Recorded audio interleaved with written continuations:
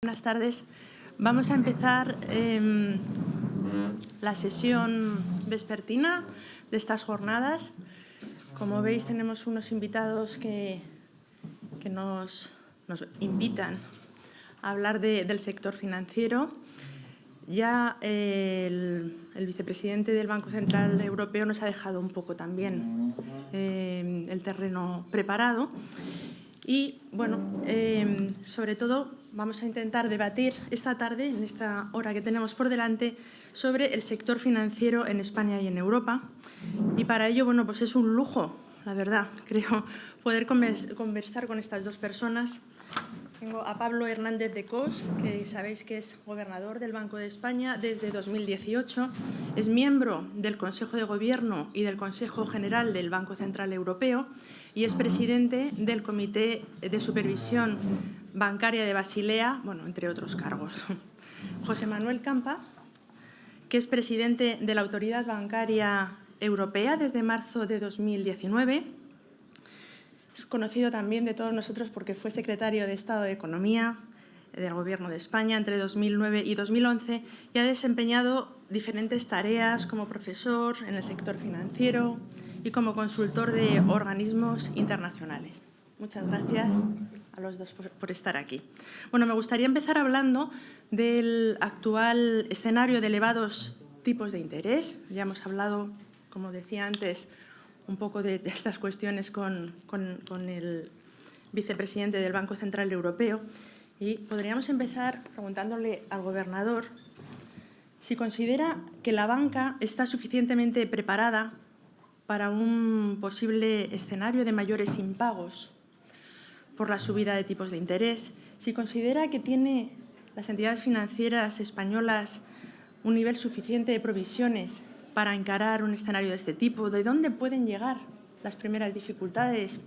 Se apunta a veces los locales comerciales como posible piloto de aviso. Y, bueno, antes de ayer, me parece que era antes de ayer, cuando la subgobernadora advertía de que la banca no se está preparando nada para el alza de la morosidad que viene. Y no sé si se podría decir que las entidades están siendo imprudentes en este contexto. Bueno, muchísimas gracias, lo primero, sobre todo a Ana Valledbo, por la invitación una vez más. Ya no sé cuántas van, pero muchas. Y es siempre un placer estar aquí y, sobre todo, compartir esta mesa con José Manuel. Bueno, yo creo que hay que empezar quizá por lo obvio. Llevamos 4 años de perturbaciones exógenas, una tras otra, una pandemia, una guerra, un episodio inflacionista sin precedentes en la historia cercana de Europa. Y creo que un denominador común de los últimos 4 años es la resiliencia del sector bancario, tanto europeo como, por supuesto, español, ¿no? Creo que es importante decirlo, creo que es importante incluso más explicar el porqué y, por supuesto, creemos, desde luego, los supervisores y reguladores, que tiene que ver en buena medida con la implementación rigurosa, en particular en Europa, para todo el sector bancario, de la reforma regulatoria tras la crisis financiera global, ¿no? Que ha hecho que nuestros bancos pues tengan más capital, un nivel de solvencia más elevado, un nivel de liquidez también más elevado, y ha permitido, por supuesto, con el apoyo de las políticas públicas, tanto de la política monetaria como de la política presupuestaria en todos los países, pues que lo que habitualmente teníamos al menos el riesgo de que se convirtiera en un problema, pues esta vez ha sido incluso parte de la solución, porque el sector bancario pues ha ayudado a canalizar buena parte de las ayudas que se han desarrollado durante la crisis, en particular de la pandemia, ¿no? Sobre la situación actual, efectivamente, el mercado está esperando ahora unos tipos de interés no solamente en el corto plazo más altos, sino que incluso en el largo plazo, cuando uno ve horizontes a 10 años significativamente más elevados de los que anticipaba en el año 19, ¿no? Justo antes de la pandemia.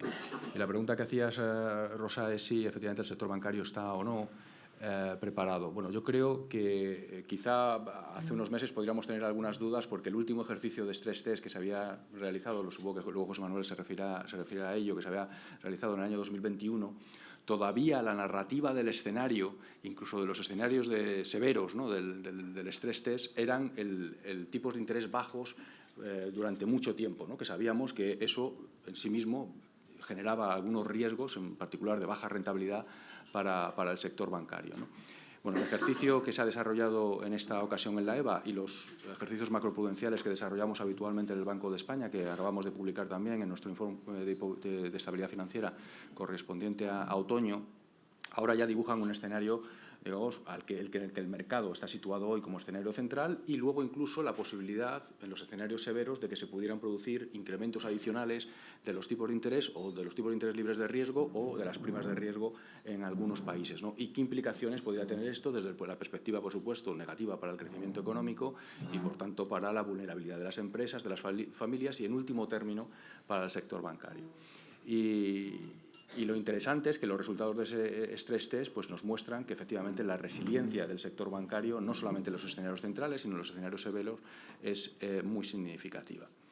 Dicho esto, bueno, desde Banco de España llevamos enfatizando que el crecimiento económico en este ejercicio está claramente ralentizándose. No es descartable que en el caso del área del euro pudiéramos tener una recesión, en principio una recesión técnica, no estamos esperando ahora una recesión profunda, pero que los riesgos, las incertidumbres son muy elevadas y que la probabilidad de que existan escenarios más negativos de los que hoy estamos esperando pues también es real.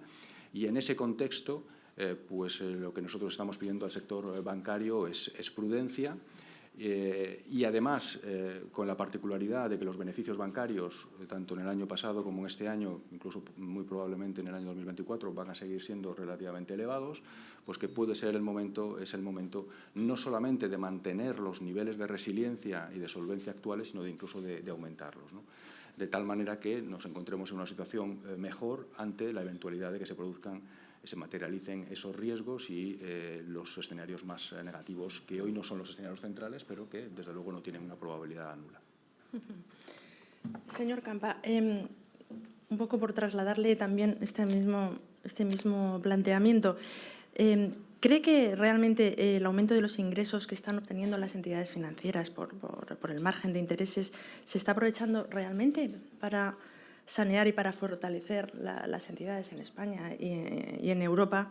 ¿Y ve equilibrada la relación que hay entre esos mayores beneficios, entre refuerzo de capital o reparto de dividendos? ¿Se está siguiendo una política prudente de reparto de dividendos? Muchas gracias. Bueno, en primer lugar, buenas tardes a todos y gracias por la invitación. Para mí es la primera vez que estoy aquí y la verdad es que llevo solo unas horas, pero ya lo estoy disfrutando mucho, así que estoy súper agradecido de que se me haya invitado y súper contento de que haya decidido venir. Así que fantástico. Y estar aquí en esta mesa con el gobernador, pues como siempre es un lujo, y encima contigo, Rosa, más todavía, ¿no? Así que, bueno, el entorno que ha descrito el gobernador es 100% corroborado por cualquier cosa que yo diría, ¿no? Con lo cual no voy a repetir eso. Yo sí me gustaría enfatizar un par de cosas en la línea de lo que decías, sobre todo de los ingresos excepcionales del sector, los beneficios. Y en primer lugar es que esto no es homogéneo. O sea, fundamentalmente el impacto que está teniendo la subida de tipos de interés en los modelos de negocio de los bancos depende precisamente de su modelo de negocio, de la estructura de activos y pasivos que tienen, de cómo están, en qué segmentos de mercado están operando y sobre todo también mucho en qué economías están operando. Hay economías dentro de la zona euro donde hay una preponderancia de préstamos a tipo de interés fijo en la economía. En esos casos, esa preponderancia de préstamos a tipo de interés fijo en la economía implica a que el incremento de ingresos derivados de actualizaciones de tipos de interés no se produce. Hay otras partes donde hay algunos bancos que dependen del mercado para financiarse y ahí están subiendo tipos de interés. En el entorno en el que estamos actual, como dijo el gobernador, hay mucha liquidez en el mercado, los ratios de liquidez son muy altos, las medidas monetarias están recortando la liquidez, pero la mayoría de los bancos están devolviendo esa liquidez de depósitos que ya tenían, con lo cual hay poco situación y necesidad de acudir al mercado. Pero hay algo. Y de hecho creemos que en el tiempo eso se va a incrementar. Con lo cual el primer efecto es que a medio plazo, en la medida que la política monetaria se normalice, los bancos tendrán que acudir más al mercado, ese coste de financiación será más alto, el coste del pasivo subirá. Desde el punto de vista de los ingresos, como he dicho antes, hay las economías de tipo de interés de préstamos a tipo de interés flexible están recibiendo esos bancos ingresos sustanciales. De hecho, el 80% del incremento de los ingresos se debe a incrementos del margen de ingreso financiero. Ha habido todavía poca repercusión del incremento de inflación en la base de costes. Este es un segundo efecto que creo que se producirá a medio plazo, que en la medida en que la inflación se vaya transmitiendo a través de efectos de segunda ronda a los costes de las compañías y de las empresas en su conjunto y de los bancos en particular, pues esto incrementará el coste. De hecho, el ratio de eficiencia ha subido mucho en la industria ahora mismo, el margen de eficiencia, porque obviamente han subido los ingresos y no han subido los costes. Pero esto es un efecto que creo que es transitorio. Y después el tercero, que el gobernador ya ha resaltado mucho, que creo que es importante, es el efecto de la calidad crediticia, de cómo funciona el ciclo, ¿no? Entonces, de nuevo, en aquellas economías donde hay más preponderancia de préstamos a tipos de interés variable, pues la contrapartida del incremento que se produce en los ingresos a corto plazo es que también va razonablemente a haber un incremento mayor en la mora, porque la carga financiera de esos endeudados sube, con lo cual el impacto de la mora será más alto. Y eso todavía no se ha visto reducido en los balances de los bancos. La verdad es que nosotros creemos que se va a producir, independientemente del ciclo económico. Esto es puramente derivado del ciclo de tipos de interés. Y encima a eso le añadimos un posible escenario adverso de comportamiento del ciclo económico, de caídas del PIB o algo así, pues ese efecto será más grande todavía, ¿no? Con lo cual, eso tendrá un impacto que todavía no se ha visto en los balances, como he dicho antes, pero que creemos que vendrá. Ojalá que estemos equivocados, pues por supuesto no deseo que haya excesos de morosidad o incrementos de morosidad, pero es la consecuencia lógica del ciclo de tipo de interés que estamos viviendo. En los bancos donde tienen tipos de interés, préstamos a tipos de interés fijos, ese efecto de nuevo será mucho menor. No se benefician del efecto de los ingresos, pero tampoco se van a ver perjudicados por el incremento tan alto de la morosidad, porque probablemente ahí se produzca menor. En cuanto a ¿cómo se están utilizando esos ingresos? Pues, hombre, yo no diría que ha habido un incremento excesivo en el pago de dividendos. No, desde luego los ratios de payout, ¿no?, de dividendos con respecto a beneficios no se han incrementado. De hecho, probablemente todavía no sabemos cuál es exactamente la política de dividendos y el beneficio que va a haber para el año que viene, pero el incremento de beneficios ha sido tan alto en unos países que el payout se ha normalizado, el ratio de la política de dividendos con respecto a la situación que teníamos en los años del COVID, donde había una limitación a la redistribución de dividendos, pero en general no ha habido un incremento. Sí que es verdad que la prudencia es importante, porque, como he dicho, y sobre todo la prudencia en aquellos modelos de negocio que van a tener un ciclo más abrupto de ingresos y de posible incremento en la morosidad, que es los países y los bancos que están expuestos a préstamos a tipo de interés variable. Eso es ahí, yo creo que es importante que haya prudencia. Hemos publicado hace poco un informe de cómo utilizan los bancos los modelos, sin entrar en mucha tecnicalidad, ¿no?, los modelos que se llaman de IFRS 9, de provisiones, de cálculo de provisiones, y lo que estamos observando, el mensaje que transmitimos ahí es que creemos que los bancos podrían ser más prudentes, que están haciendo muchas excepciones que están bien, dado lo abrupto que fue la evolución del ciclo económico por resultado del COVID, pues es normal que se hayan excepciones, porque ese comportamiento de ciclo no es típico de un ciclo económico normal, pero aún así creemos que esas excepciones deberían de empezar ya a normalizarse y que habría haber un poco más de provisión, que sería bueno que hubiera un poco más de provisionamiento. De hecho, ya ha habido en algunos países en este tercer trimestre incrementos pequeños, tanto de incremento de la morosidad e incremento también de las provisiones. Los puntos más vulnerables son, tú lo has mencionado antes, no son los locales comerciales, pero más ampliamente hablando el inmobiliario comercial, ¿no?, el inmobiliario industrial, comercial. Esta es la zona donde ya se ha visto, en los países nórdicos ha habido, en Estados Unidos en la primavera obviamente hubo mucha tensión con respecto de esto. También en aquellas empresas más apalancadas, lógicamente, ¿no?, las empresas donde se cree que hay un apalancamiento más grande es donde hay una preocupación más alta. Pero de momento la morosidad sigue siendo extremadamente baja. Que puedan ser más prudentes las entidades, ¿se puede traducir como que están siendo imprudentes o no? No, son dos cosas distintas, ¿no? ¿Están siendo imprudentes o no? Sí. Bueno, no sé si me oíais. Le estaba reformulando la reflexión. ¿Que puedan ser más prudentes quiere decir que están siendo imprudentes?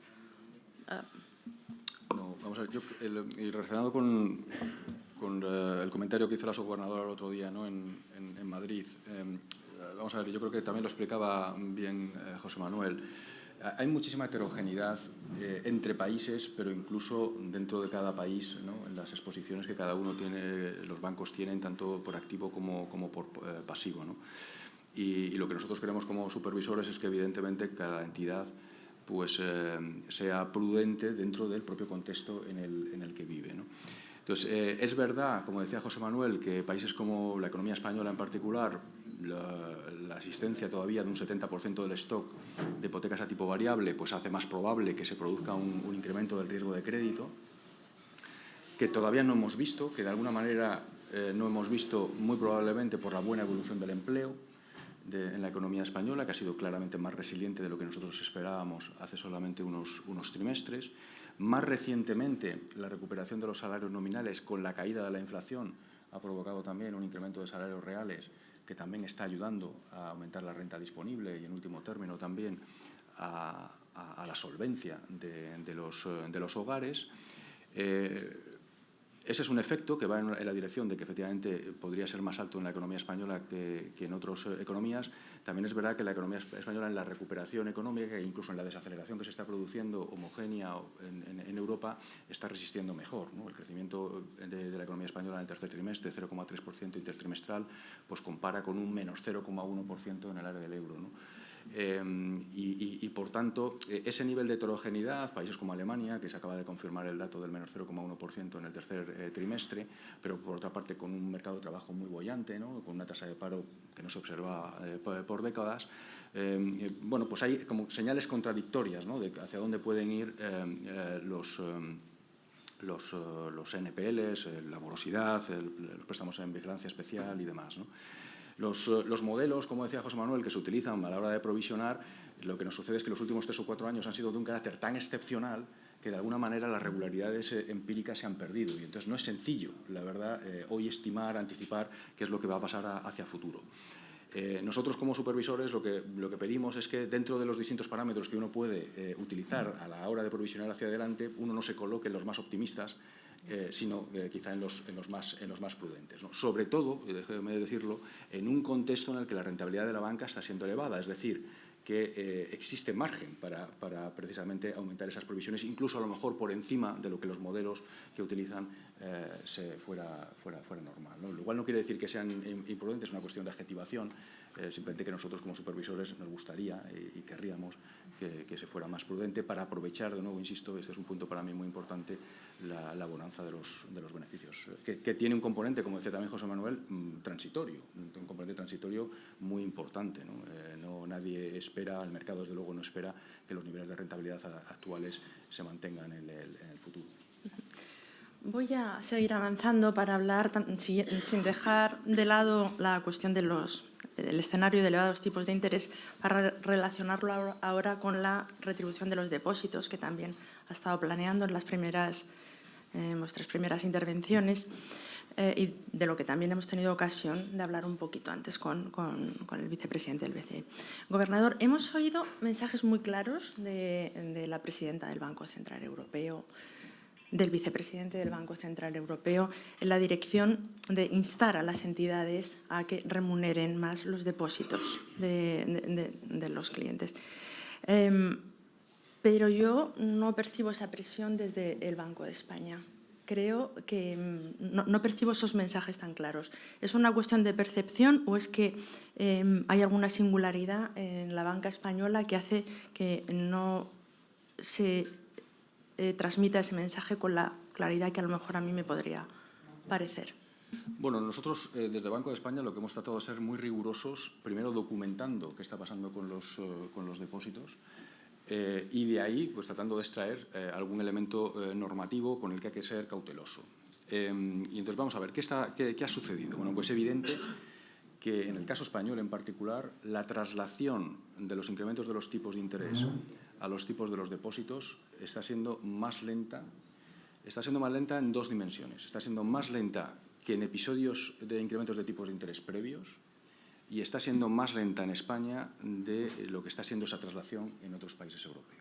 ¿De acuerdo? Lo hablaremos con el señor Gamba. Nosotros en el Banco de España hemos tratado de analizar, ¿no?, con los datos micro de un pool de bancos europeos cuáles son o cuáles pueden ser las razones, ¿no?, que justifican esa afirmación. El elemento normativo que se incorpora en algunas de las declaraciones del presidente o de la presidenta o del vicepresidente del Banco Central Europeo tiene que ver con que desde la perspectiva de la política monetaria, la transmisión de la política monetaria transcurre, mucha gente piensa que exclusivamente a través del activo de los bancos, ¿no?, haciendo más caro el crédito y, por tanto, reduciendo la demanda en último término, afectando negativamente, claro, al consumo y a la inversión, pero también transcurre a través del pasivo de los bancos, es decir, de los depósitos. Un incremento de los tipos de interés de los depósitos lo que hace es que hace el ahorro más atractivo, y esa es una manera alternativa, otro canal de transmisión de la política monetaria que incentiva el ahorro y, por tanto, lo contrario con el consumo. Hasta ahí es donde está, digamos, la parte normativa, ¿no? En el análisis que decía que se ha efectuado dentro del Banco de España, la variable más importante que nos sale como determinante de esta traslación más lenta en esta ocasión a los tipos de los depósitos es el exceso de liquidez. Un exceso de liquidez que se está produciendo, de nuevo, cuando nos vamos al sector bancario, al análisis, tanto en pasivo como en activo. Por una parte, pues es evidente que hay de la propia política monetaria, estamos reduciendo progresivamente el balance del Banco Central, pero hay todavía un exceso de liquidez que obviamente también se observa en el sector bancario. Y luego, por otra parte, la política monetaria está siendo más rápida en su traslación que en ocasiones precedentes en el crédito. Estamos viendo que la reducción del crédito en los últimos trimestres nos está sorprendiendo claramente en términos negativos. Es decir, está creciendo de una manera más lenta o está cayendo, incluso en el caso de la economía española, de una manera más rápida de lo que nosotros inicialmente estábamos esperando. De tal manera que la presión para el sector bancario para remunerar a los depósitos es pequeña, porque hay un exceso de liquidez tanto en su vía de financiación como, por supuesto, en la necesidad de que no tienen que financiar cantidades ingentes de crédito, que evidentemente el exceso de liquidez es una variable relativa del componente de activo y de pasivo de los bancos, ¿no? Lo que estamos viendo es que en los últimos meses parece que se está acelerando el proceso de transmisión, aunque sigue siendo más lento, esa afirmación sigue siendo absolutamente cierta, y lo que nosotros esperamos en Banco de España es que, según transcurre el proceso de reducción de liquidez por parte del Banco Central Europeo, pues acabe también acelerándose ese proceso. En cualquier caso, de traslación, ¿no? Y por tanto que se vaya trasladando en mayor medida los depósitos. En cualquier caso, es importante también en esta descripción subrayar que los agentes económicos, en particular las familias, están reaccionando a esta poca traslación. ¿Y cómo están reaccionando? Bueno, pues por una parte hay una parte muy importante de las familias que han decidido amortizar sus hipotecas, sobre todo aquellas que tenían a tipo variable, porque evidentemente tenía un coste de oportunidad muy elevado, sobre todo cuando la retribución del ahorro era muy baja. Y, en segundo lugar, ha habido una parte muy importante también de esos depósitos que se han trasladado a inversiones en renta fija, en particular de deuda pública. O sea que el mercado, de alguna manera, está funcionando. Pero, ve, gobernador, vuelvo a ver una descripción y una explicación que para mí es esclarecedora de lo que sucede, pero vuelvo a notar esa diferencia en el tono. Hace un rato hemos vuelto a ver, claro, no tiene el tono. Lo que quiero saber es si obedece a alguna peculiaridad del sector español el que no merezca que desde el Banco de España se haga una recomendación de las que oímos en el Banco Central Europeo. No, yo creo que son formas de expresarse distintas, pero yo creo que compartimos el diagnóstico y la visión sobre la situación. En cualquier caso, yo me hago responsable de mis propias afirmaciones.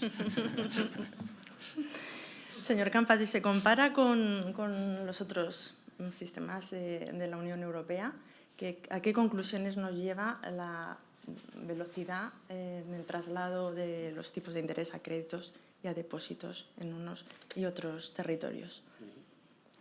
El gobernador lo ha explicado muy bien, sinceramente, ¿no? Al final, el efecto de la traslación a los depósitos tiene que ver mucho con efectos de oferta y de demanda. Y nosotros hemos analizado estas dos cosas. Desde el punto de vista de la oferta, hay un aspecto que yo creo que probablemente sea el más dominante ahora mismo, que es el exceso de liquidez que hay en el sistema. Y cómo ese exceso de liquidez se está siendo digiriendo. Entonces, al final, los depósitos, desde el punto de vista de un banco, tienen una función básica que es financiarse. Es una fuente de financiación. Y pues si yo tengo exceso de oferta de cualquier producto, pues el precio de ese producto baja. Entonces, la pregunta de por qué no suben los depósitos, básicamente está vinculada a ese efecto fundamental de oferta. Yo diría que este es el principal, ¿no? El segundo aspecto, quizás también más importante, quizás nosotros lo hemos ido observando, es más difícil de evaluar porque no tenemos mandato, y es el efecto competencia también, ¿no? Y una cosa que hemos observado sinceramente, y esto no es solo en España, es un fenómeno general que hemos observado, es que nosotros antes de que empezara la subida de los tipos de interés éramos bastante prudentes o cuidadosos porque decíamos, después de una década de tipos de interés tan bajos, de no haber competencia verdaderamente por tipo de interés, donde la digitalización y la tecnología ha hecho la posibilidad de mover dinero mucho más rápido, más fácil y más eficiente para mucha más gente, que la elasticidad de los depósitos al tipo de interés sería más alto, ¿no? que los depositantes serían más sensibles a las ofertas de precio. Esa no es la evidencia que observamos. De hecho, los flujos que estamos hablando, y esto no es España, estoy hablando en toda la Unión Europea, ¿no? Lo que digamos la poca elasticidad que hay de movimiento de depósitos a tipos de interés. Es un fenómeno bastante genérico y observamos que es verdad que si los bancos ofrecen mejores condiciones, pues sus clientes cambian hacia esas mejores condiciones, pero que el cambio de banco como resultado de que se ofertan mejores condiciones es relativamente pequeño. Y en particular la penetración de la banca digital, que nosotros queríamos que podría ser disruptiva, no está siendo tan disruptiva de facto como pues podríamos esperar, ¿no? Entonces esto es una situación... no sé, yo la quiero llamar paradójica, pero lo que voy a decir paradójica es porque al mismo tiempo estamos pensando también que en momentos de dificultad o en momentos de falta de confianza, la posibilidad de que esos depósitos se marchen es muy rápida, y es lo que hemos observado esta primavera en algunas de las experiencias de Estados Unidos, de los bancos de Estados Unidos, con lo cual hay un poco de paradoja. Decimos, no se mueven, pero sabemos que se pueden mover, con lo cual esto puede ocurrir en cualquier momento, ese efecto. Y eso es importante, ¿no? Y después, desde el punto de vista de la demanda, yo creo que ahí también tiene un poco que ver, el gobernador ya lo ha resaltado, ¿no?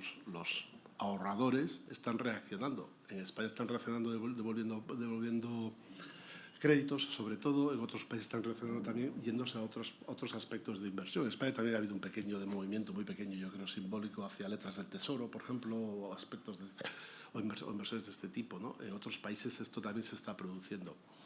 Pero es una cosa que a medio plazo se tendrá que normalizar. No, aquí la sensibilidad de nuevo también es distinta, y si me permites, la sensibilidad es distinta porque en países de nuevo donde no se nota el coste de tus créditos que está subiendo, la sensación de que tienes que ser remunerado cuando suben los tipos de interés es menos obvia que en aquellos países donde estás notando que el préstamo te está subiendo en coste y tus ahorros no están siendo remunerados a una tasa más o menos proporcional a esa subida, ¿no? Con lo cual esa sensibilidad es más alta también de nuevo en esos países con más préstamos a tipo de interés variable. Que si me permites también, por decir una cosa que seguro que nos vas a preguntar para anticiparlo, también la reacción política a la subida de tipos de interés y a las medidas que se toman, ¿no? ante esa percepción de los ingresos excesivos que puede tener la banca es muy distinta en distintos países de la Unión y está muy correlacionada a esa estructura de activos y pasivos que existe dentro de los países. ¿De qué estás hablando? Pues de los beneficios venidos del cielo y qué hacer con ellos, ¿no? ¿Quién se queda con ellos? Los supuestos beneficios venidos del cielo, que ni vienen del cielo ni... Bueno, pues vienen de la economía. Pues casi me lo has puesto en suerte porque os lo iba a preguntar efectivamente, así que adelantamos la pregunta. El Gobierno ha anunciado que va la intención de prorrogar el impuesto extraordinario sobre las entidades financieras, pero también ha dicho que habría que, bueno, que está dispuesto, o su intención es readaptarlo. Entonces yo aquí tengo dos preguntas. Una, la experiencia que tenemos hasta ahora de este año en el que que entró en vigor con efecto para el año pasado, pero este año es cuando se han realizado los pagos. A mí me gustaría saber, cualquiera de los dos, porque voy a hacer las dos preguntas. Una, la pregunta es si se ha notado pues los temores que expresó el Banco Central Europeo, que eso podría afectar a la capacidad de dar crédito y, por ende, al crecimiento económico. No sé si ya tenemos datos suficientes para extraer alguna conclusión sobre los efectos que hasta ahora ha tenido el gravamen. Y la segunda pregunta es, ¿con qué criterios, puesto que ya vamos a dar como un dato, como un hecho que se vaya a prorrogar, con qué criterios debería prorrogarse para que fuera, no sé,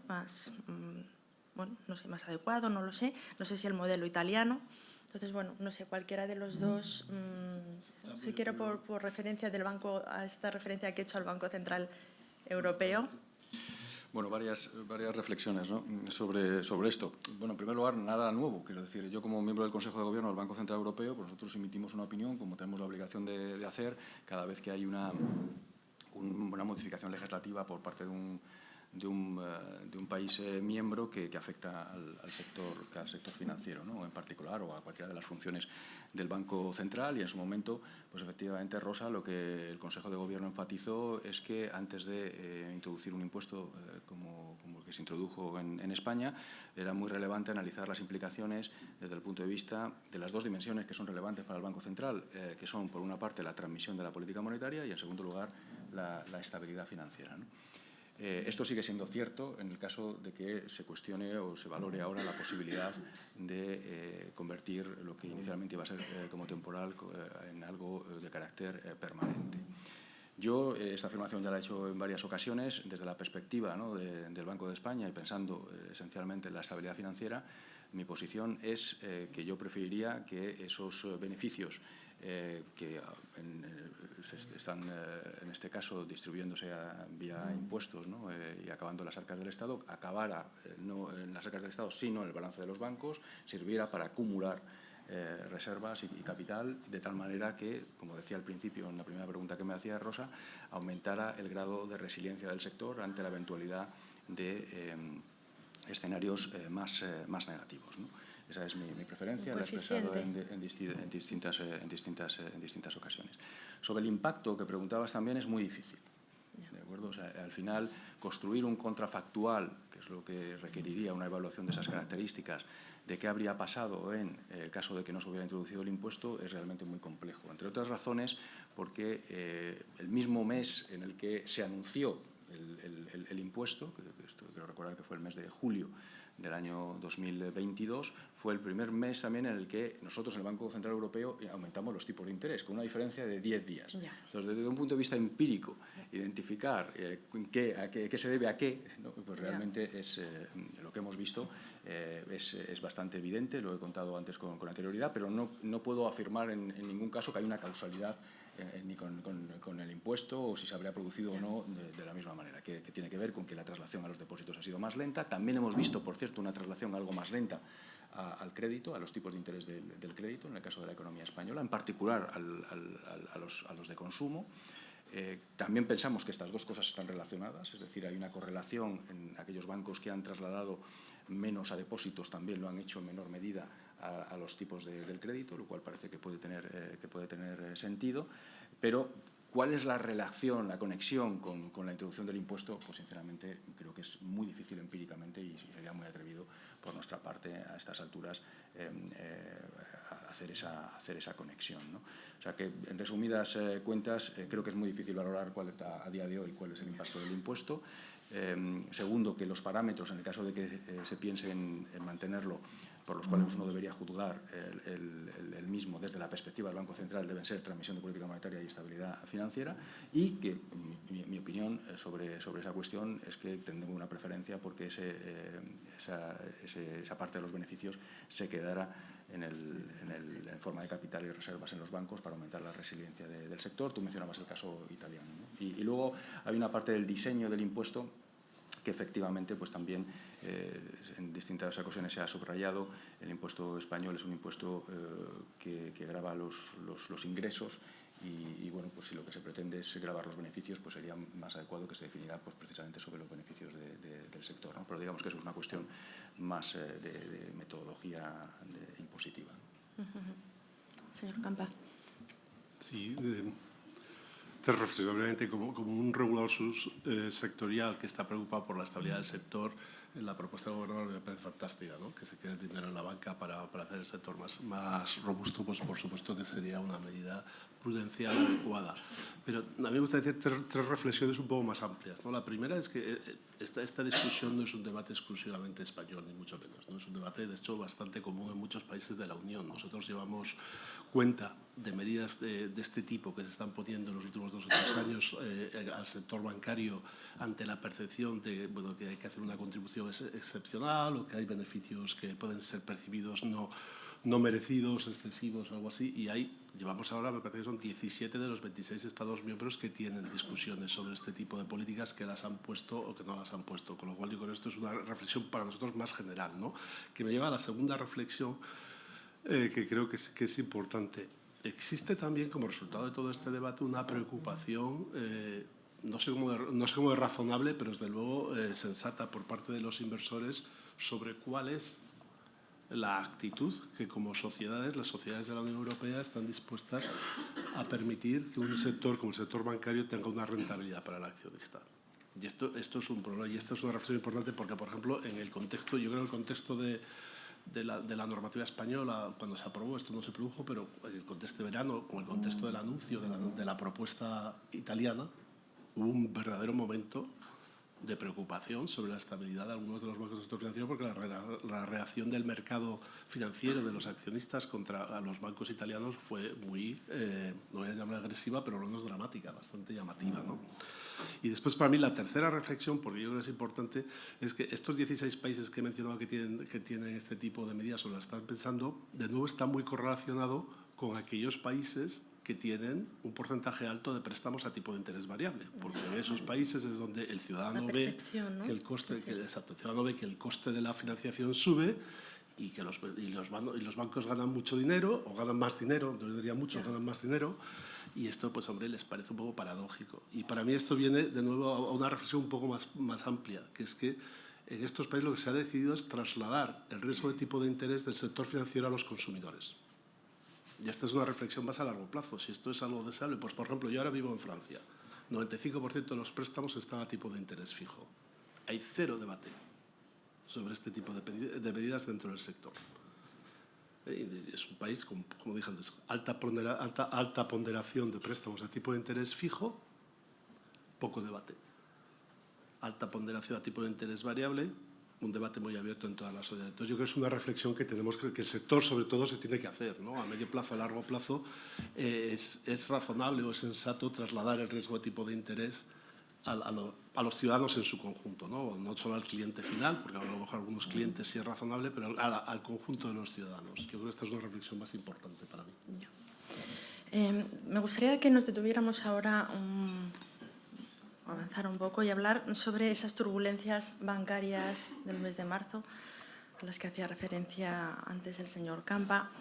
Ha dicho el gobernador en algún momento, lo ha definido como la tensión bancaria más significativa en todo el sistema desde la gran crisis financiera, en términos de escala y de alcance. La verdad que cuando yo leí esta definición me asusté todavía un poquito más de lo que... Creía que te había asustado más lo que continuaba, que era algo así como que había puesto en riesgo a un volumen de activos bancarios similares al PIB de la economía española. Al PIB español, sí, también. Afortunadamente no en España, pero...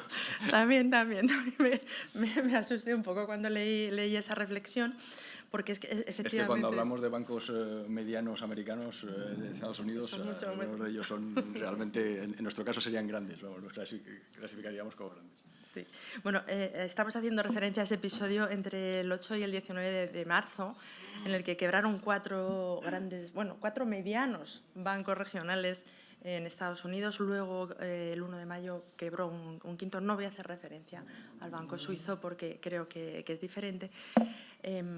Si me equivoco, pues no tienen oportunidad ahora. Entonces, a mí me gustaría preguntarles si se puede pasar página de ese episodio, o cuál es la principal lección que hemos de extraer, o si todavía estamos curando las heridas, estamos desinflamando aquel episodio. Bueno, yo puedo remitirme a un informe que hemos preparado y publicado ya en el Comité de Supervisión Bancaria de Basilea, en el que precisamente lo que analizamos es los eventos de primavera y tratamos de extraer lecciones, ¿no?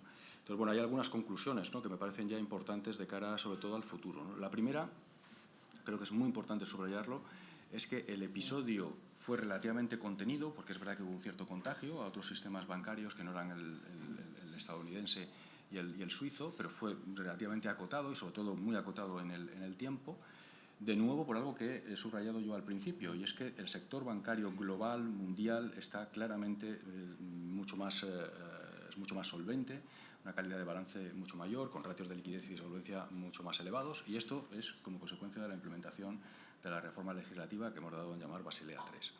Pero hay una pata de esa reforma de Basilea III que está todavía pendiente, que es el acuerdo que se alcanzó en el año 2017, que en algunas jurisdicciones ya se ha implementado, sobre todo en países asiáticos, pero que en otros, Europa, que ya está a punto de implementarse, y Estados Unidos, que acaba de iniciar solamente recientemente ese proceso.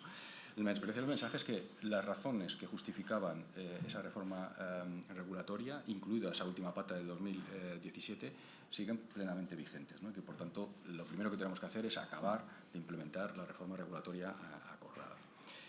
En segundo lugar, creo que también es muy importante enfatizar que antes de ponernos a pensar si hay que hacer algún tipo de cambio en la supervisión o la regulación de los bancos, aquí hay una responsabilidad evidente que es la de los propios gestores de los bancos.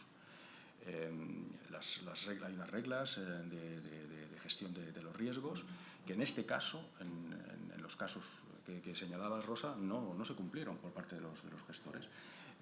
Y esto no es algo que sea delegable. Nosotros los supervisores lo que tenemos que hacer es supervisar que se cumplen, pero hay una responsabilidad primera que es la de los propios gestores de los bancos. En tercer lugar, pues efectivamente hemos llegado a la conclusión en el Comité de Basilea que hay algunos elementos de la supervisión que deberían reforzarse. Algunos de ellos relativamente novedosos, tienen que ver, lo decía antes José Manuel, ¿no? Quizás la parte más novedosa de los episodios de marzo tiene que ver con la rapidez, la velocidad de salida de los depósitos, ¿no?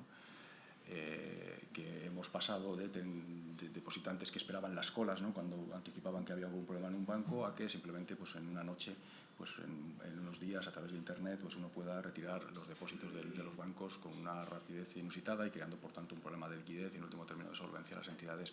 Y esto desde el punto de vista de la supervisión, que hay que analizarlo.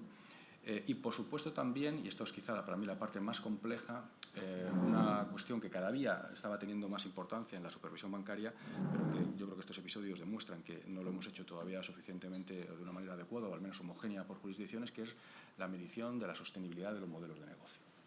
Que es una situación realmente compleja para un supervisor porque es colocarse casi en la situación de un gestor bancario y analizar con una visión de medio o largo plazo si ese banco, su modelo de negocio es sostenible, ¿no? Identificar que no es sostenible en primer lugar no es trivial, pero en segundo lugar, incluso cuando uno lo identifica, obligar a la entidad bancaria a hacer lo que uno cree que puede hacer el banco sostenible, pues le coloca al supervisor en una situación, digamos, que puede percibirse incluso como de copropietario del banco, cosa que por supuesto no puede suceder, ¿no? Bueno, esta es una situación, cómo se mide y se analizan los modelos de negocio de los bancos y la sostenibilidad de los mismos, y cómo se actúa una vez que se identifica que esos modelos de negocio no son sostenibles, es algo en lo que tenemos que trabajar y sobre todo también lograr una cierta homogeneidad en cómo se hace ese análisis entre países, ¿no? Y luego está la última pata, en la que también hay que extraer lecciones, que tiene que ver con la regulación, ¿no? Y ahí hay distintos aspectos que en el informe que publicó el Comité de Basilea se subrayan, ¿no? Y que algunos de ellos no son muy novedosos, un riesgo de tipo de interés en el Banking Book. Bueno, esta es una cuestión muy antigua. El modelo regulatorio que tenemos ahora es una mezcla entre Pilar 2 y Pilar 3, es decir, de supervisión y obligar a los bancos a ser transparentes, ¿no? en las exposiciones.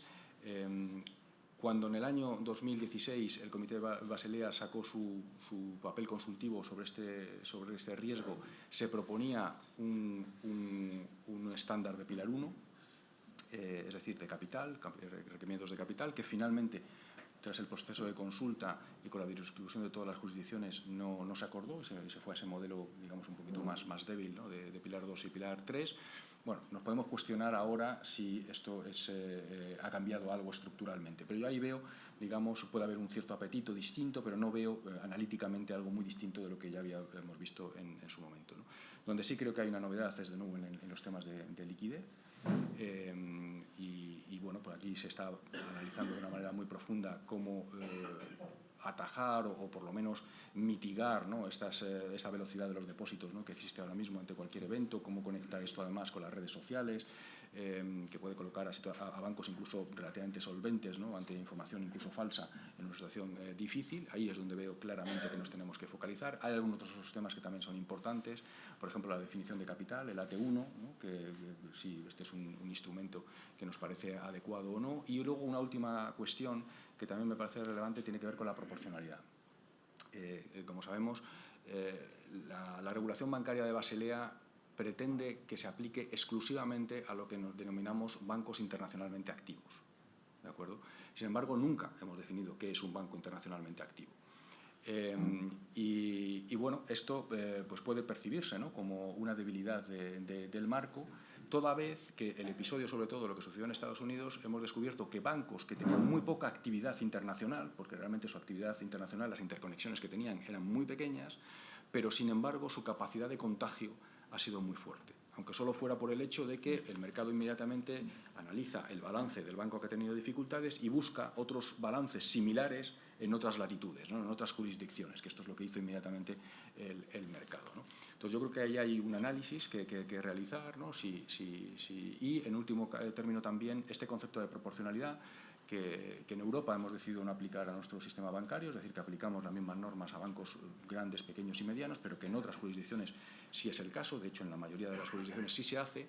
Desde luego, la opinión y la normativa de Basilea siempre ha sido que el uso de la proporcionalidad no puede llevar a aceptar niveles de riesgo superiores, sino más bien al contrario, ¿no? De hecho, una forma básica de usar proporcionalidad es que los bancos medianos o pequeños no utilicen modelos, sobre todo modelos desarrollados por ellos mismos, sino que utilicen el estándar de Basilea, que normalmente suele ser muy prudente, ¿no? Y en ese sentido, pues quiero reafirmar esta cuestión, ¿no?, de la relación que tiene que existir entre el uso de la proporcionalidad y el nivel de prudencia, ¿no?, en la aplicación de la regulación, me parece absolutamente fundamental. En cualquier caso, ¿qué estamos haciendo en el Comité de Basilea? Pues nos estamos focalizando sobre todo en el área supervisora, es el que nos parece más urgente, donde además el grado de homogeneidad a nivel internacional es menor y por tanto es importante también desde el punto de vista de garantizar que todos los bancos son tratados de la misma manera en todas las jurisdicciones, es muy importante. Y los aspectos regulatorios, lo que estamos analizando es haciendo análisis específicos de cada uno de los temas y eventualmente pues podríamos llegar a la conclusión de que haría falta modificar la misma, pero de momento hay un análisis previo que realizar antes de llegar a ningún tipo de conclusión sobre esa necesidad o no de modificar la regulación. Claro, porque debe ser muy complicado intentar poner algunas reglas que permitan combatir los efectos del pánico en las redes sociales, ¿no?, que es un poco lo que al final se acaba transformando en lo que se llama una corrida de depósitos. ¿Qué reflexión? Sí. No, bueno, solo por añadir dos reflexiones a lo que ha dicho el gobernador, que yo estoy 100% de acuerdo con ello, obviamente, ¿no? La primera, como él ha dicho, que en Europa esto no se ha producido en parte porque de la forma que hemos decidido aplicar las normas, que se aplica a todos los bancos de todos los tamaños, y al mismo tiempo por la intensidad supervisora, ¿no?, por la intensidad supervisora que se seguía en estas líneas. Y como resultado de eso, pues no había ningún banco en Europa con un modelo de negocio tan extremo como los bancos que quebraron, en particular en el caso de Estados Unidos, ¿no? La segunda reflexión más amplia, muy en línea con lo que decías ahora, yo creo que al final, supongo que hablaremos en un momento de tecnología también y de tendencias de medio y largo plazo, ¿no?, pero existe una presión inherente en la situación del sector bancario actual ahora, que es inherente al sector bancario, que siempre ha existido, entre dar liquidez inmediata y mantener estabilidad al mismo tiempo. Y entonces, según avanzamos en la tecnología, donde lo que estamos diciendo es que haya básicamente pagos instantáneos 24 horas al día, 7 días a la semana, 365 días al año, y al final eso lo ponemos a cara al cliente final.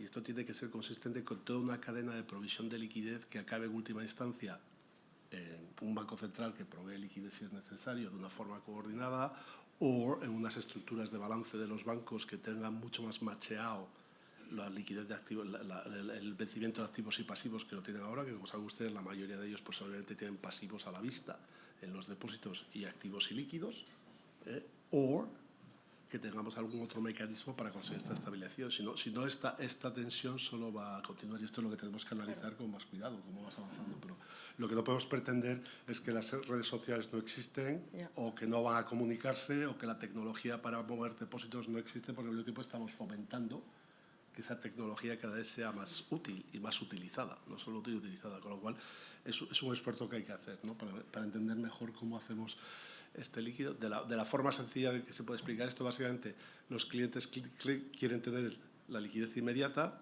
el Banco Central da liquidez en ciertas condiciones y en ciertos momentos. Es muy importante que los bancos tengan claro cómo pueden acudir y cuándo y en qué estén en condiciones de acudir si es necesario. Y en última instancia, en caso de resolución, cuando hablamos con las autoridades que tienen que hacer la resolución, pues en su mente siempre se habla, que en este caso no se materializó obviamente, de llegar al fin de semana. ¿no? En España ya tuvimos la experiencia del Banco Popular, que se cerró, que se resolvió durante la semana, entre semana. Pero vamos, la mentalidad es cómo podemos llegar, para el caso, por ejemplo, de estos bancos o de Credit Suisse, hasta el fin de semana, cuando la experiencia, por ejemplo, con Silicon Valley Bank, es que 40.000 millones de depósitos desaparecieron en 2 horas. En 2 horas, 40.000 millones. Esto es un debate, pues obviamente, bastante sustantivo que hay que hacer con calma para intentar asegurarse que esa cadena funcione de una forma estable.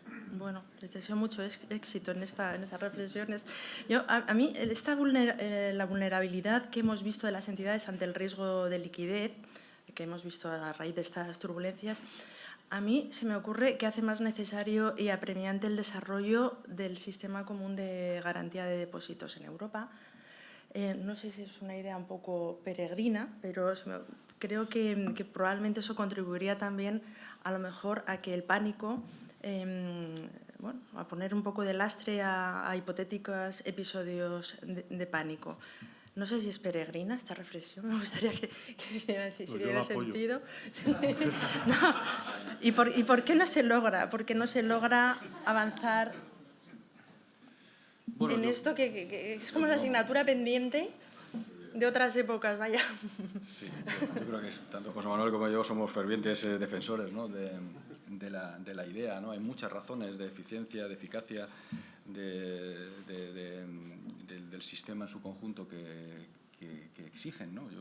Para mí es una necesidad, ¿no? El cierre de la unión bancaria, incluso desde un punto de vista político. Yo siempre he dicho que esta asimetría que tenemos ahora no solamente puede ser una fuente de problemas, una asimetría en el siguiente sentido. Hemos decidido que nuestros bancos sean supervisados en Europa, ¿no? Con el mecanismo único de supervisión, que eventualmente, si hay algún problema con un banco, sean resueltos también en Europa, en el mecanismo único de resolución, y que, sin embargo, pues si hay que poner dinero público eventualmente, pues que o privado, dependa exclusivamente de los fondos de garantía de depósitos nacionales, pues yo creo que es un error, ¿no?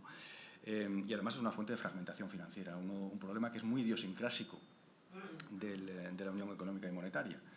Cuando tenemos cualquier perturbación, sea la pandemia, sea la guerra de Ucrania, sea el episodio inflacionista, sea la guerra de Oriente Medio, no nos preocupamos simplemente por las condiciones generales de financiación de la economía, sino cómo esta puede ser muy heterogénea por países, y esta heterogeneidad puede acabar convirtiéndose en el principal problema de la Unión Económica y Monetaria, ¿no? Está claro que un fondo de garantía de depósitos ayudaría de una manera muy importante a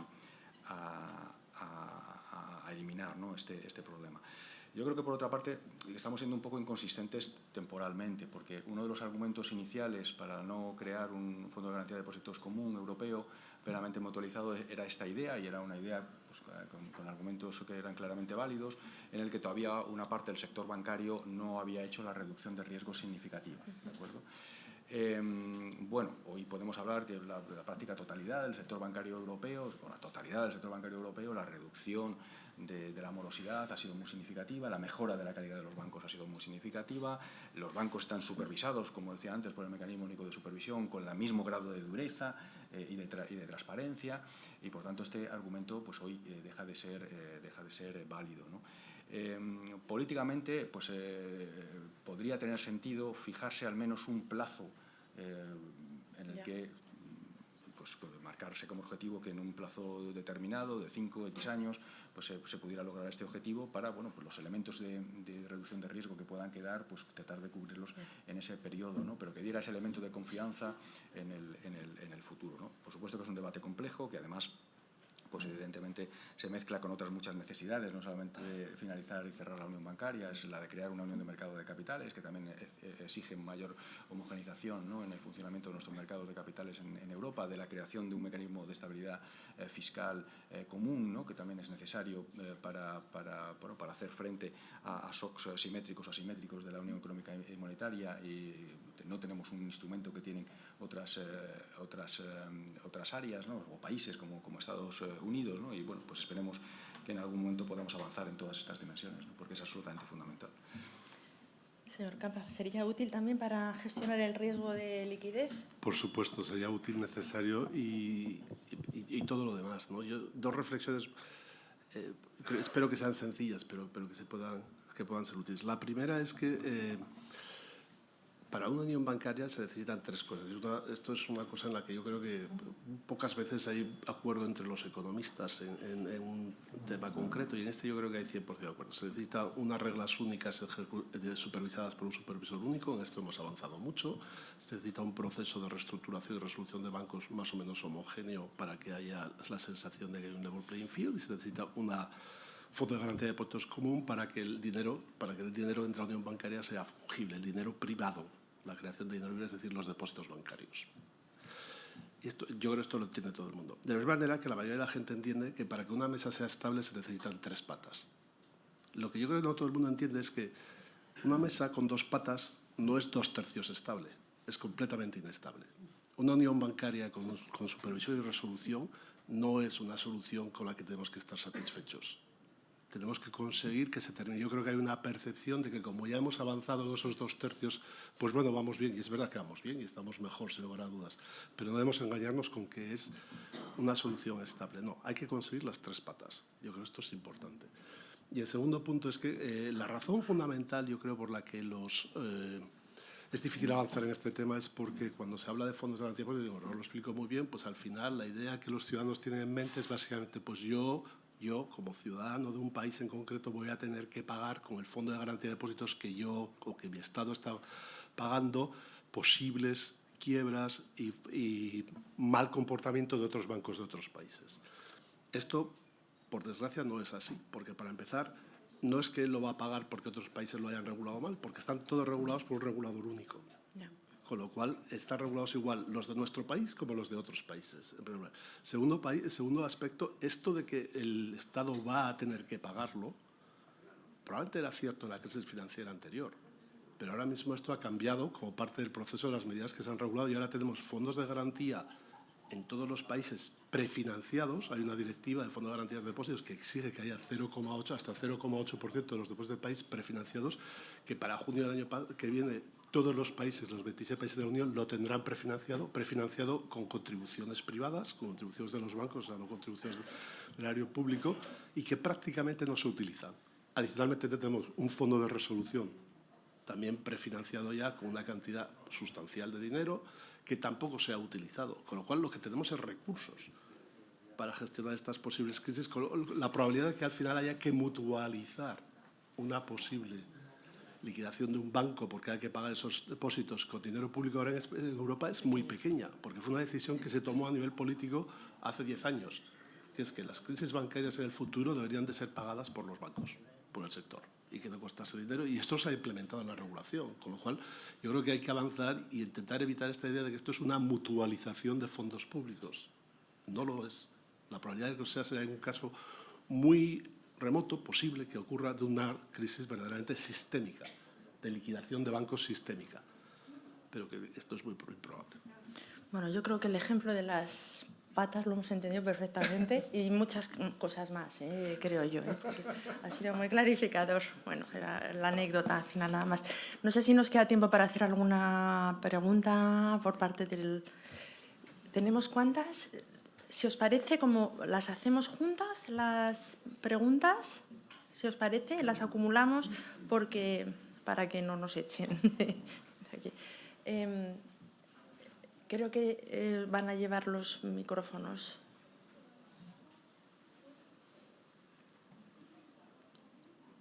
Hay muchas preguntas. Empezamos por Inma, que creo que es la primera que levantó, y después tú. Gracias, Rosa. Después allá. Bueno, un lujo, los ponentes, gobernador José Manuel. Yo 3 preguntas muy breves a título de flash. La primera para el gobernador Pablo. Sí que me gustaría conocer tu opinión sobre las previsiones macro en torno al comercio exterior, teniendo en cuenta que, como a raíz también de la intervención del presidente de la Cámara de España en la inauguración, el peso del comercio exterior es importantísimo. Estamos en un momento de desaceleración también en el marco de las exportaciones, pero no podemos olvidar tampoco que en la crisis 8-12 tanto el turismo como el comercio exterior y las exportaciones fueron una palanca de salida de la crisis. Por tanto, me gustaría conocer las previsiones para los próximos meses para el comercio exterior. Segundo, nos ocupa y nos preocupa el peso industrial en nuestro país. También en este cuadro macroeconómico, ¿no? Y de estructura económica, ¿no? Y también hemos de tener muy claro qué tipo de industria necesitamos. Pero creo que España aún tenemos muchos deberes que hacer en el marco de incremento del peso industrial, por todas las connotaciones económicas y sociales que tiene la industria. Aquí creo que está Pera Navarro, del Consorcio de la Zona Franca, que de esto entiende mucho. Y tercero, José Manuel, y gobernador, obviamente, comparto, soy una firme defensora, ¿no?, de los avances en el marco de la unión bancaria a nivel europeo. Obviamente, creo que hemos avanzado, no suficiente, pero mi pregunta es, ¿hemos avanzado suficiente para neutralizar riesgos como los riesgos que vivimos en la crisis 8-12, teniendo en cuenta las raíces de esta crisis? Muchísimas gracias. Gracias. Vamos a seguir haciendo la ronda para... Sí. Gracias. ¿Se me escucha? Sí. Hola, buenas tardes. Una pregunta para el señor Campa y el gobernador. Que quería preguntar, se hablaba que hay señales mixtas en cuanto a la evolución de los NPLs. Quería preguntar si hay algún tipo de correlación de porcentaje que podamos o que estéis trabajando en cuanto a subida del desempleo que pueda traducirse en NPLs, si tenéis algún número por cada número porcentual de desempleo, será tanto en la eurozona y en España en particular. Y la otra pregunta es, se habla bastante de subir las reservas mínimas que los bancos están obligados a tener en el Banco Central Europeo.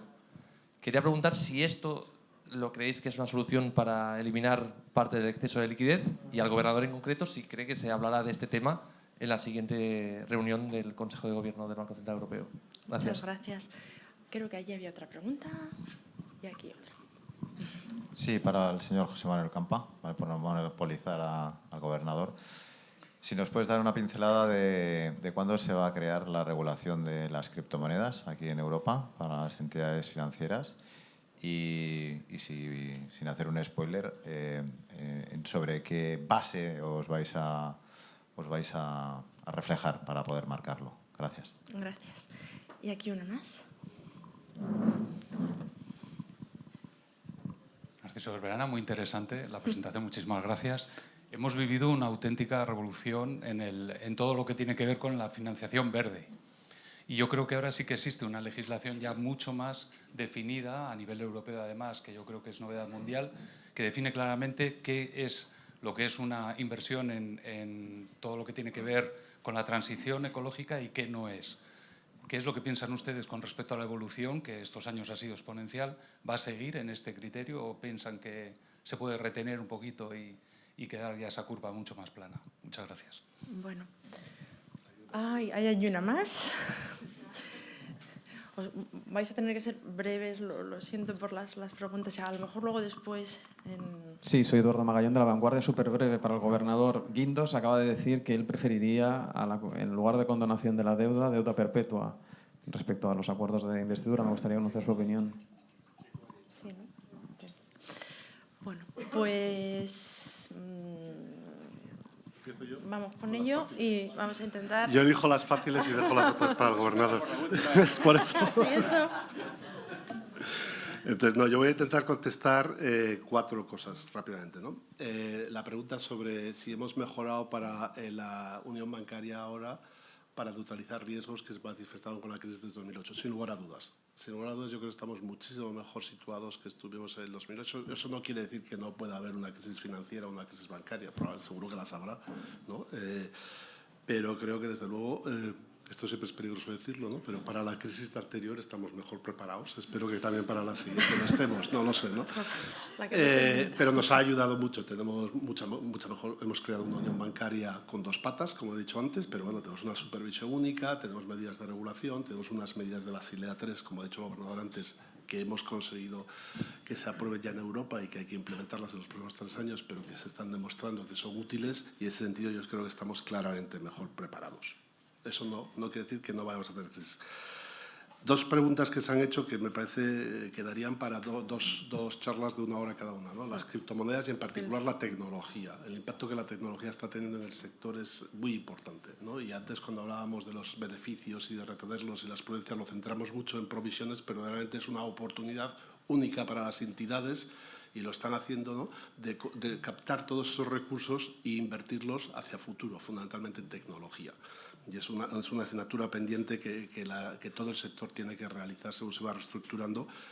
Y aparte de eso, ya no es la tecnología de los existentes, sino la de los nuevos, de las criptomonedas, de los nuevos que vendrán, ¿no? Tenemos una regulación en Europa que se ha aprobado para regular lo llamamos las criptomonedas estables, es decir, aquellas criptomonedas que tienen reservas para garantizar su valor y para estabilizar su valor. Se empezarán a implementar, se está empezando ya, la regulación ya está activa, se empezarán a implementar en el mercado en el 2025. Estamos ahora en el proceso de sacar los documentos a consulta, pero que vamos a regular y supervisar. Y estas, pues es un equivalente, para entendernos, básicamente es el equivalente en el sector privado al euro digital desde el punto de vista de un banco central, ¿no? Tercer punto que me quería referir, legislación verde. Muy importante, muy sostenible. Se ha incrementado mucho lo que hay que hacer, estoy de acuerdo. Preguntabas si esto ya se ha acabado el empujón. Yo diría que no, que estamos todavía en el principio. Y que todavía hay muchísimo que hacer. Lo que pasa es que estamos avanzando de una forma en la que ahora ya es mucho más operativo, ¿no? Donde el objetivo ya es intentar entender cómo las entidades son capaces de medir, primero de medir el riesgo, de intentar gestionarlo, de intentar reportar sobre ese riesgo y después de tener una estrategia hacia donde quieren, y en particular se está empezando a exigirles ya pues, que expliquen con más detalle cuáles son sus planes de transición que esperan hacer las entidades financieras, ¿no? En los próximos años, y al mismo tiempo se está avanzando también para buscar mecanismos de financiación alternativos a la banca, ¿no? Los llamados los préstamos verdes, ¿no? Nosotros sacamos dentro de un mes que no está en una definición junto con las otras autoridades regulatorias que se considera greenwashing, ¿no? lavado verde, sí, lavado verde o lavado ecológico. Blanqueo, ¿no?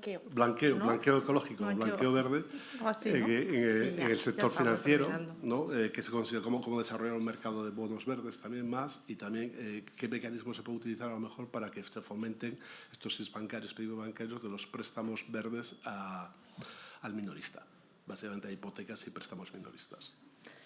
Bueno, un poco va con escoba ya para terminar porque me están No, bueno, sacando muy la rápido. tarjeta roja. Muy rápido, decía José Manuel en relación con la primera, bueno, una de las preguntas, ¿no? Si está el sistema financiero preparado.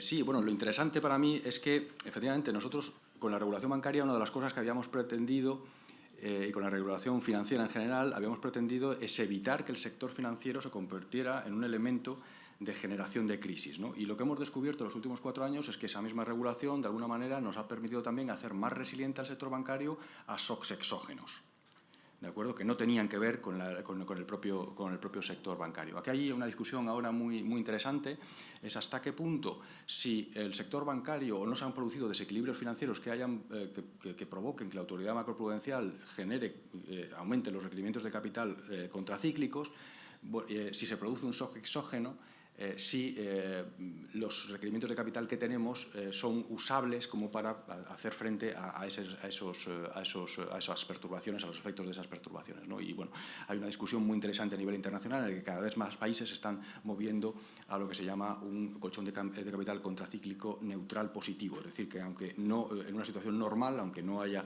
ningún tipo de desequilibrio financiero, sin embargo el colchón de capital sea de carácter positivo, ¿no? Y esta es una cuestión que está recibiendo atención y que me parece particularmente también analizarla para el caso de la economía española, y estamos en ello en el Banco de España. Sector industrial, vamos a ver, yo siempre he sido muy poco partidario desde la perspectiva al menos del Banco de España, de hablar de la deseabilidad de tener un mayor o menor peso de los distintos sectores. Lo que me parece absolutamente fundamental es poner en el centro de la política económica la productividad. Y esto es válido para el sector industrial, es válido para el turismo, es válido para la construcción, es válido para la industria, es para los servicios en general. Y aquí sabemos, es donde tenemos el gran fallo de la economía española, que además sabemos que no es sencillo de resolver porque hay que tocar muchas patas, hay que tocar el sistema educativo, hay que tocar el sistema de innovación, hay que tocar el mercado de trabajo. Entonces, bueno, pongámonos en esa tarea y resolveremos. Y luego el mercado dirá si tenemos que tener más industria, más construcción, más turismo, pero yo no trataría de dirigir de esa manera la actividad económica. Comercio exterior, absolutamente fundamental. Efectivamente, la economía española se ha convertido en una economía muy abierta, ha ido ganando competitividad en los últimos años. Esto es una fuente de crecimiento en sí misma, lo ha sido y lo debe seguir siendo en el futuro. Es verdad que nos hace más vulnerables. Cuando una economía es más abierta, pues ante perturbaciones, sobre todo en un contexto en el que los fenómenos geopolíticos están teniendo mayor importancia en la determinación de la actividad económica, nos hace más vulnerables y hay que aceptarlo, ¿no? Mi preocupación, las previsiones que publicaremos en diciembre, pues evidentemente no las puedo anticipar. Las que teníamos en septiembre, Banco Central Europeo, teníamos crecimientos mundiales de la economía mundial en el entorno del 3%. Estos no son números particularmente ni bollantes ni tampoco particularmente pesimistas. Quizá lo que era un poquito más preocupante para la economía española es que la composición de ese crecimiento llevaba a que la ralentización del crecimiento era sobre todo también en la economía, en el área del euro, ¿no? Y que nosotros, nuestra dependencia exterior con el área del euro y nuestra interrelación comercial y financiera pues es muy fuerte, ¿no? Pero quizá desde una perspectiva más de medio y largo plazo, mi mayor preocupación con esta cuestión tiene que ver con la posibilidad de que se produzca un fenómeno de desglobalización de la economía. No es que estemos viendo esto en este momento, hemos visto una ralentización sí del comercio industrial, pero el comercio de servicios sigue aumentando, pero es verdad que todas las tensiones geopolíticas que estamos viviendo pues podría llevar a que este fenómeno se acabara produciendo. Yo creo que en general esto tendría efectos muy negativos para la economía mundial y por supuesto también para la economía española, ¿no? Reservas mínimas. Aquí déjame simplemente decir que, desde mi perspectiva, el Banco Central tiene que determinar su política monetaria sobre la base de su objetivo de inflación y que, desde luego, la cuenta de pérdidas y ganancias del Banco Central no puede ser una variable relevante en esa determinación. Y luego, por último, sobre la condonación de la deuda, sobre esta cuestión ya me he manifestado en público. Vamos a ver, esta es una cuestión que yo creo que hay que ampliar un poco el análisis. En el Banco de España hemos publicado en distintos momentos del tiempo una valoración sobre lo que era el sistema de financiación de las comunidades autónomas, ¿no? Y uno de los elementos que nos ha dejado siempre más insatisfechos era el hecho de que no tuviéramos un sistema de financiación cerrado, sino que estábamos permanentemente, ¿no?, en discusión sobre el mismo. Ese no cerrar el sistema de financiación acaba generando un incentivo muy negativo sobre el comportamiento de las comunidades autónomas, en el sentido de que lo que debería ser un indicador de mala gestión, que puede ser el déficit o la deuda pública, ¿no?, se acaba convirtiendo en un indicador de insuficiencia de recursos. De tal manera que uno se coloca en el siguiente proceso negociador, que se producen recurrentemente, en una situación, digamos, no de valoración de la propia gestión, sino de que los ingresos son insuficientes para cubrir el gasto público. De tal manera que, en mi opinión, cualquier solución que se dé sobre esta cuestión tiene que pasar por cerrar este sistema de financiación autonómica y generar los incentivos ya permanentes para que las comunidades autónomas se hagan responsables de la situación de sus finanzas públicas. Si no, pues cualquier solución que estaremos dando en este momento pues será de carácter de nuevo temporal y volveremos recurrentemente a la problemática que hoy estamos discutiendo. Y creo que esto, desde luego, no es adecuado. Muy bien. Pues muchísimas gracias. Espero que todos hayan disfrutado tanto como yo con esta conversación y le damos por clausurada este debate. Gracias.